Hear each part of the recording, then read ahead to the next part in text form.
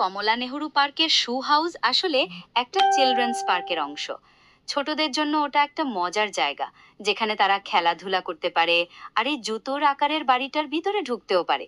আপনি কি এই পার্কের নেহেরু পার্ক আসলে মুম্বাইয়ের মালাবার হিলের ওপরে অবস্থিত একটা সুন্দর পার্ক।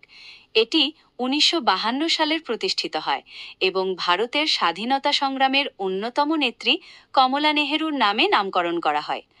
এই পার্কটি নার্সারি রাইমসের ওপর ভিত্তি করে তৈরি এবং এর সবচেয়ে বিখ্যাত স্থাপনা হলো জুতোর আকারের বাড়িটি, যেটি there was an old woman who lived in a shoe নামক নার্সারি রাইম থেকে অনুপ্রাণিত।